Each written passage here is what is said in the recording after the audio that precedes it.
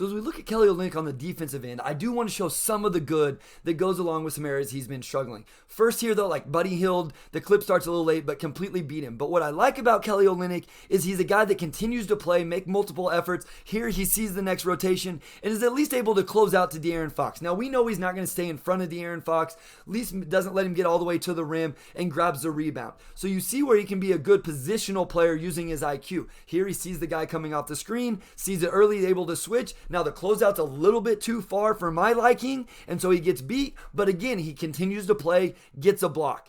So you see where the effort of making multiple efforts and then the basketball IQ comes in handy for Kelly Olynyk. There he kind of helps disrupt that pass. And then I love this, stunts at the ball handler, makes him indecisive, and it actually ends up in a turnover. So those are some really nice things that Kelly Olynyk can bring to the table. And then here in drop coverage, and you can see, this is the ones I'm talking about, where you can see, like, he's just barely hanging on, just barely able to move enough, okay, and get vertical enough. He does force a miss. It ends up being a good job, but you can tell, like, he's just barely able to get there. And I kind of wonder if he's still kind of getting his legs back from the injury and health and safety protocols.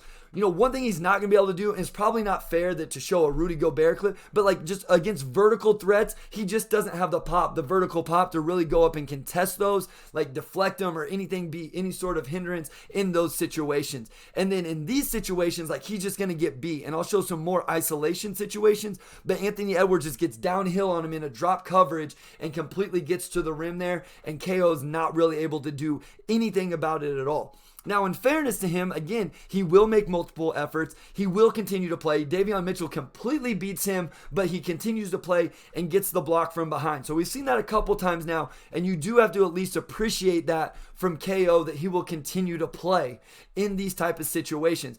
And again, hopefully as the mobility comes, I know he's not the most mobile guy in general, but maybe as it comes back some. And again, he's just not going to protect the rim as a shot blocker. You see him there, try to take the charge, at least disrupts the shot. And that's kind of what he has to be able to do. Use those verticality rules or take charges.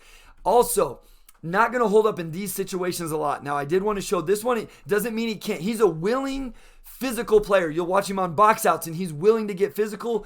There he forces Valanciunas in a low shot clock situation to a miss. But in general, what we've seen so far is him not be able to hold up here, as he doesn't able to keep moving his feet, ends up giving up a dunk. There's a couple other clips I could have showed as well. And then on the perimeter, whether it's a cross match, switch, whatever, he just doesn't have the mobility. Like this hopefully helps you appreciate what Isaiah Stewart does a little bit better, as Harrison Barnes goes all the way around him, completely around him for a wide open layup right there. And then one final one on a switch here against the Pelicans. Again, not able to stay in front, gives up a bucket and an and one. So I'm not saying KO should be able to do those, but it does obviously hinder your defense a little bit in those situations.